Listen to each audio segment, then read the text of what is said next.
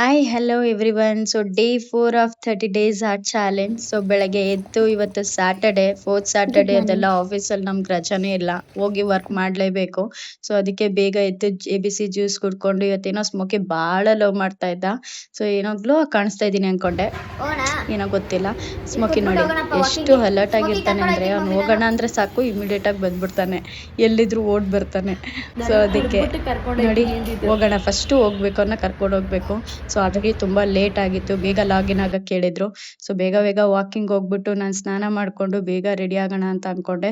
ಯಾಕಂದ್ರೆ ಇವತ್ತು ಸ್ಯಾಟರ್ಡೆ ಆಗಿರೋದ್ರಿಂದ ದೇವಸ್ಥಾನಕ್ಕೆ ಹೋಗ್ಬೇಕಿತ್ತಲ್ಲ, ಸೊ ಆಂಜನೇಯ ದೇವಸ್ಥಾನಕ್ಕೆ. ಸೊ ಅದಕ್ಕೆ ಮಮ್ಮಿ ಏನೋ ಹೇಳ್ತಾ ಇದ್ರು, ಅದನ್ನ ಕೇಳ್ಕೊಂಡು ರೆಸ್ಪಾನ್ಸ್ ಮಾಡ್ಕೊಂಡು ಲಿಪ್ಸ್ಟಿಕ್ ನಾರ್ಮಲ್ ನನ್ನ ಫೇವ್ರೆಟ್ ಅದು ಹಾಕ್ತೀನಿ. ಸೊ ಬೇಗ ಬೇಗ ರೆಡಿ ಆಗಿದ್ದೀನಿ, ಸಿಂಪಲ್ ಆಗಿ, ನಾನೇನು ಗ್ರ್ಯಾಂಡ್ ಆಗಿ ಏನು ರೆಡಿ ಆಗಿಲ್ಲ. ಸೊ ಫಸ್ಟ್ ಟೆಂಪಲ್ಗೆ ಹೋದ್ಮೇಲೆ ಒಂದ್ ಬಟ್ಟೆ ಇಡು ಅಂದ್ರೆ ಪೂಜಾರಿ 3 ಬಟ್ಟೆ ಎಳ್ದ್ಬಿಟ್ಟಿದ್ದಾರೆ. ಅದಾದ್ಮೇಲೆ ನಾಷ್ಟ ಮಮ್ಮಿ ಮಾಡಿರಲಿಲ್ಲ. ಸೊ ಹೋಟೆಲಲ್ಲಿ ತಿನ್ಕೊಂಡು ಕಾಫಿ ಕುಡ್ಕೊಂಡು ಹೋದೆ. So bye bye, take care.